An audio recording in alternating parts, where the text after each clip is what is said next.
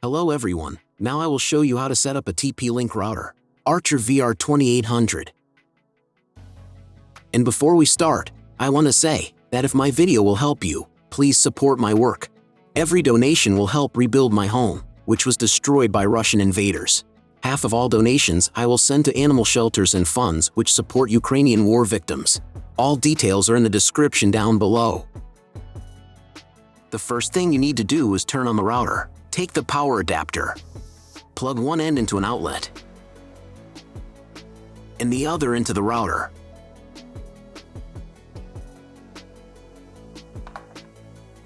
On some models, you need to press the power button.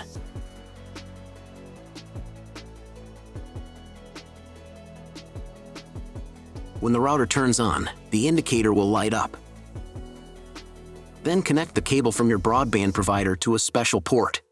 This port is usually signed as WAN or Internet, and usually it has a different color. Each cable should be inserted until it clicks.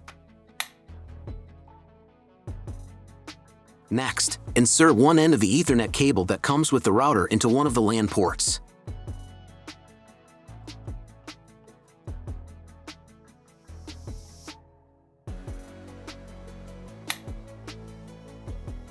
And plug the other end into the Ethernet card of your computer or laptop. Great, we connected the router to your computer. Now you need to set it up. But first, I will show you another method how you can connect the router if you do not have an Ethernet cable or your computer does not have an Ethernet port. All you need to do is connect the router with the power adapter and the cable of your internet provider.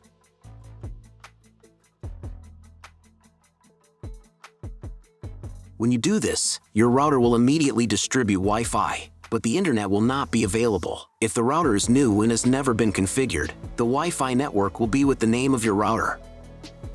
The router name and Wi-Fi password are printed on the sticker that is located on the router. These credentials are different for each router. Connect to it. Great! You have connected to the router. Now let's proceed to its configuration.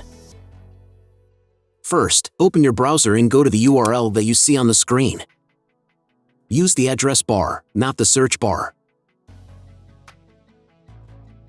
If the link doesn't open, or you see a page with a password that you don't know, it means that your router has already been configured, and you need to reset it to factory settings. Press the special reset button on the router for 5 to 10 seconds. The indicators on the router will blink. Usually this button is inside the router case to prevent it from being accidentally pressed. In this case, press it with a thin object. The router will reboot and the settings will be reset to factory defaults.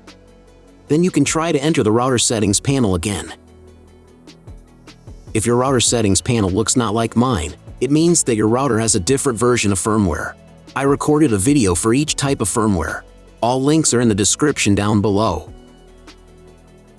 So, first of all, you need to create a username and password for your personal account.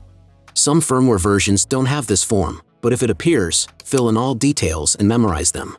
Or better, write them down somewhere. They will be needed the next time when you log into your personal account. First of all, run the quick setup to manually configure your internet connection and wireless settings. I should also warn you that depending on the firmware version, you may not have some setup steps or they will be in the wrong order. Trust me, you got this. Just watch the video and follow instructions. On the first screen, select your time zone. If you don't remember which one you have, select any and click Next.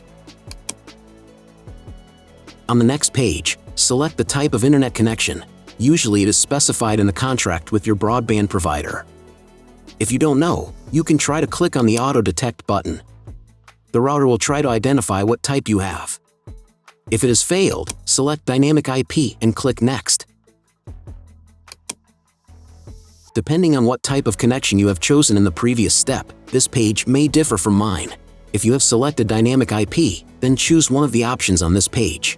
If your ISP only allows internet access to a specific MAC address, you need to clone the MAC address of the primary computer.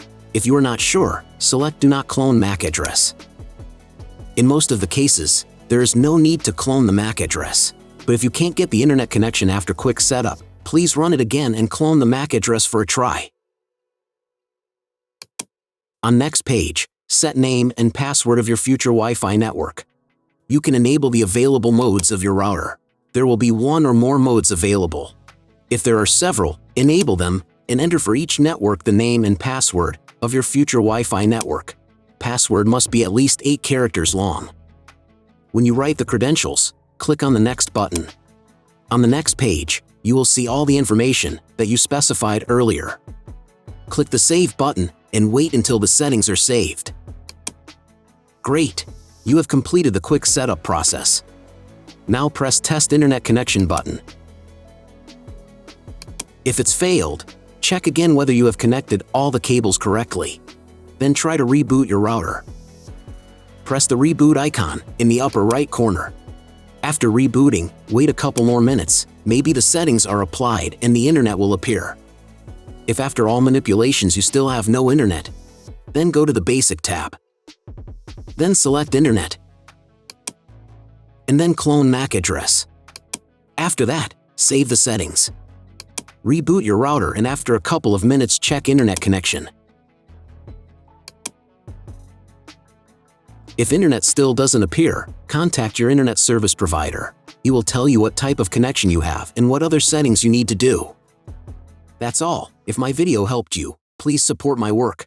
Every donation will help rebuild my home, which was destroyed by Russian invaders. Half of all donations I will send to animal shelters and funds which support Ukrainian war victims.